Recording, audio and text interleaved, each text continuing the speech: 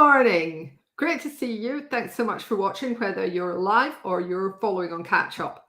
It's a bit chilly here today, but the mist has cleared. More on that later, actually.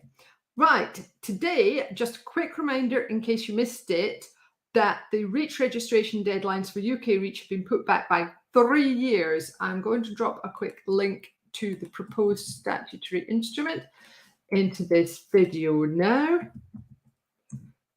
And it is in draft because it's got to go through parliamentary procedure.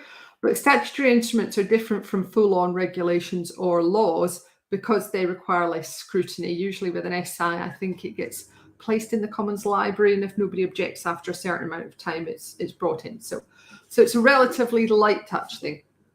Really good news because two things: it will give people a chance to save up a bit more to pay for those fees ultimately. Obviously, this is it's a compromise. It's not as good as the Swiss method of just accepting EU REACH registrations as valid in your own country, which of course we have asked for. But so lets you save up, but also with a bit of luck, a lot of data that was paid for by industry as part of the registration process will be available publicly, at least on the REACH dossiers. So there will be a certain amount of free data available as well.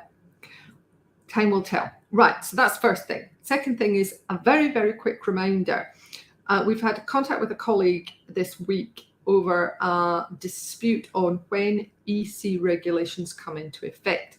And the answer is in the text, the date that this shall apply from. That's the key. When EC laws like ATPs to CLP and things like that come in, they say this shall apply from. That's the point. It's legally enforceable and you have to follow it. Anything else is just noise, basically. It's a phase-in period.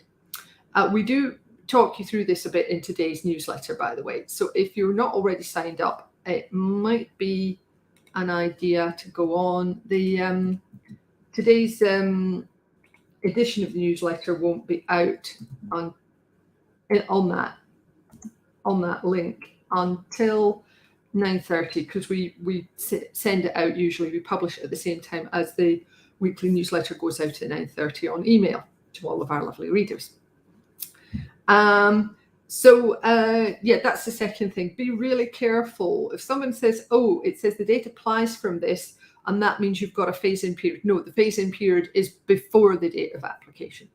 Right, so the third thing I want to talk about, in a lot of ways, is the most important, but it's kind of the most slow-moving because it's about Buncefield.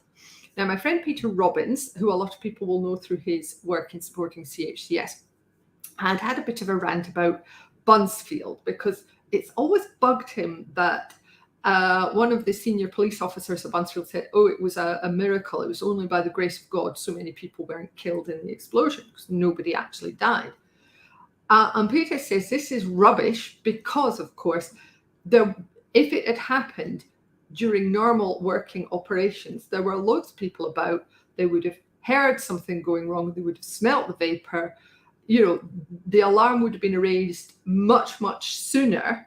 And therefore, the incident wouldn't have happened to such an extent. And he also pointed out that it's the only unconfined vapor cloud explosion on record.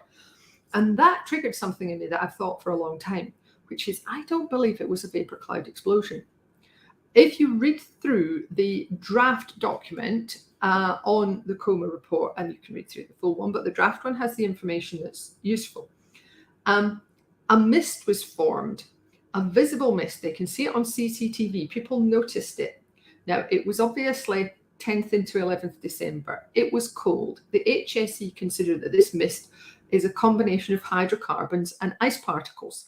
So it could be informed a couple of ways. It could just be it's so cold that the liquid is coalescing around itself as it falls out in like a waterfall effect. You get aerosols formed, and because it's cold, they're growing a bit.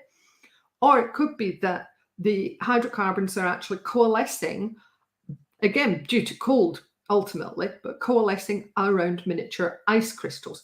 Doesn't matter how it's formed, you've got a mist. And the mist is what explodes. And in an analogy to the difference between a vapor explosion and a dust explosion, mist much, much, much more product there, much more petrol present, therefore a much more severe explosion. Obviously, I discuss this in a lot more detail in today's newsletter, but I don't know if mist explosions are even a thing. It would be really interesting to hear from people who are much more expert in this area than I am.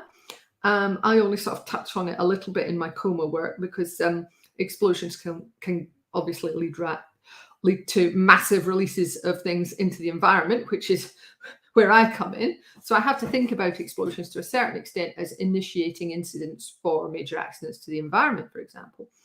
But it's always bugged me that no, by thinking about it as a vapor explosion, that doesn't really explain what happened.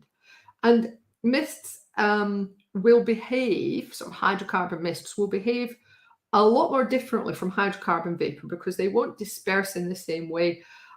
They will act completely differently.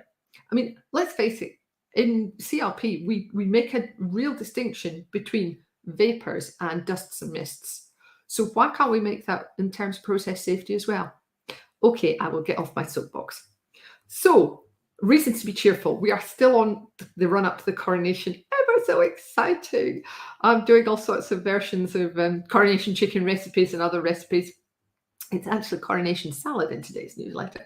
What was served alongside coronation chicken. Although, yeah, I have put a link to coronation quiche. I've just not tried it yet, so I'm not going to put the full recipe in until I get round to actually giving it a go myself. So, yes, I digress. Today we've got the coronation, which was filmed of King George VI. That is the late Queen's father, the current King's grandfather.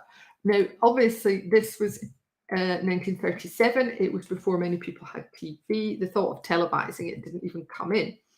But they did film it because that was how everybody got their news. You went to the flicks, you went to the pictures, and you sat through a program. And there was a newsreel, there would be like a cartoon, maybe a travelogue, and then the main film that you were going to watch. And they just rolled it. So you would get your tickets and you would go in and then you'd get to the bit that you came in before and you'd go, oh yeah, this is where we came in. And then you go out again. So the pictures were actually full of people, not full, but people were always being ushered in and out quietly. And you would come into that rolling program. And I am actually old enough to have sat through that kind of thing. So I know whereof I speak. Makes a change, you might say. So anyway, the splendor of the coronation is something amazing, even in black and white. So that's it for me for today. You see, I did mention mists again, didn't I? It just happened to be a chemical mist rather than mist. The mist here is clearing, still cold, hence the jumper. So I hope you are a bit warmer where you are. I hope your day goes really well today. I hope you have a great bank holiday weekend. And I look forward to chatting to you again next week. Take care of yourselves. Bye.